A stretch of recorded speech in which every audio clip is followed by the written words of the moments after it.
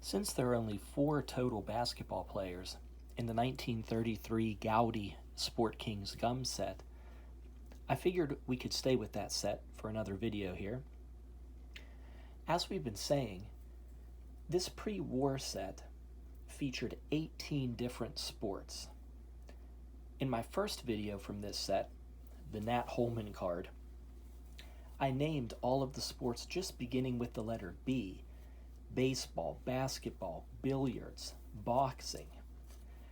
I wanted to stress the scope of this set and what Goudey was trying to do. There's a statement on the back of the cards that we haven't looked at yet that I want to address. It's below the information in italics here.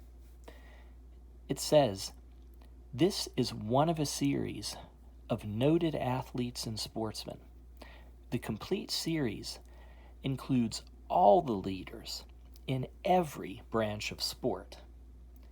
So, the fact that there are 18 different sports, combined with that statement, it's really no mystery that Goudey was really trying to cover, like they said, every single branch of sport.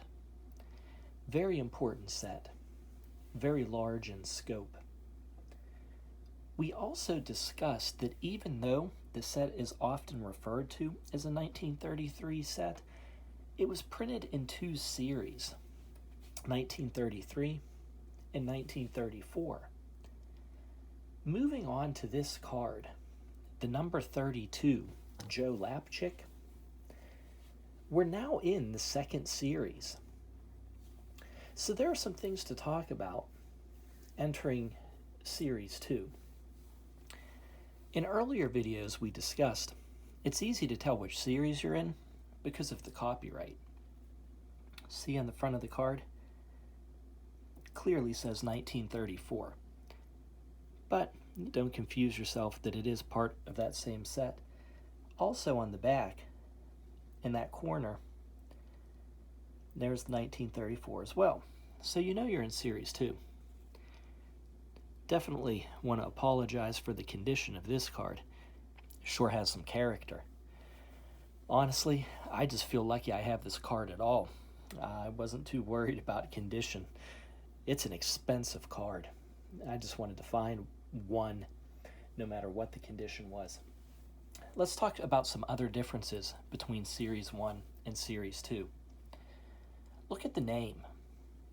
I'm going to pull up here. This is the Ed Wachter card from Series 1.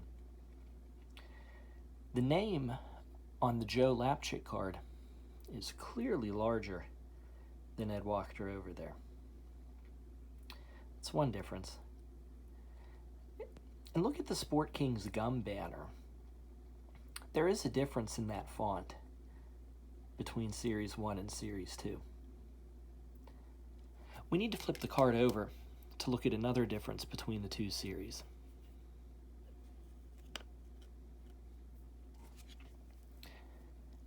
Underneath the name of the player, we have the sport. Look at my number 5 card, basketball. It's in parentheses. The Series 1 sports were all in parentheses. They dropped that in Series 2. Also interesting is that dash between basket and ball on the Series 2 card. That definitely puts you back in the 1930s, when the sport was relatively new. So, a few differences in style between Series 1 and Series 2. Let's continue on with this card specifically. The number 32, Joseph Lapchik. Now, I'm sure by now you've noticed I've been saying Lapchik, but the card says Lopchik. I think this may be the first uncorrected error in basketball card history. I really do. Maybe there was something in an earlier card I'm not aware of. But yeah, his name is Lapchik, and everywhere on this card it's printed Lopchik, not just on the front. And all of this fine print in the back, It's there, see? Joe Lopchik. Everywhere that name appears, misspelled. So that's very interesting to note. This card is one of the most difficult cards to locate in the Goudey Sport Kings set. And in my opinion, for good reason.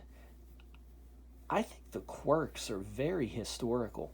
I mean, you start with the fact that Joe Lapchik's name is misspelled, and the fact that it might be the first error card in basketball card history.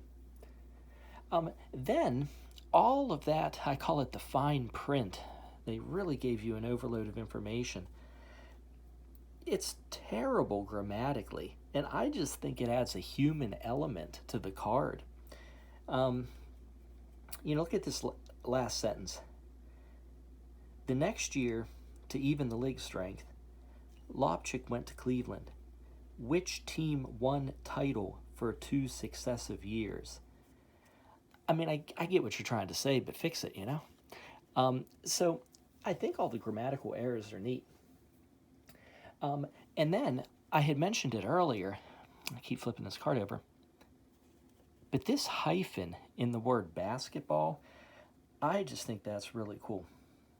I mean, you have to be at least back in the 1930s for somebody who's typing up this card to think, okay, hyphen or not, basketball.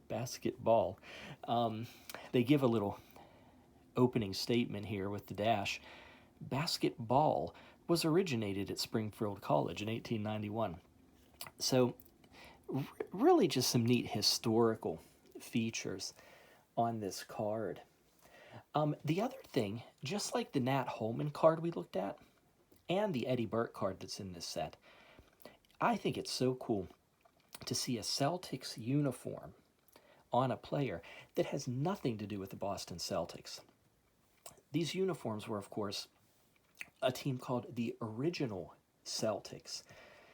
This team, during the 20s, they initially avoided any type of league play, and they were kind of touring the Northeast, a little bit like the Harlem Globetrotters. And of all the cards in this set, the reason that you have such an influx of information, of all the cards, this one gives the most detailed history of those original Celtics. It just goes through 1918, 1921, 21, 22, 26, 27. So if you're curious about that team, this is the card to look at. It really goes step by step and highlights some of the history there. This card, as you can tell from the condition of mine, this is an expensive card. There was a PSA 8 that sold back in 2016, $5,409. It's becoming harder and harder to find, but I really think it's a piece of card collecting history. Well, I hope you enjoyed looking at this one. We'll talk to you later. Bye-bye.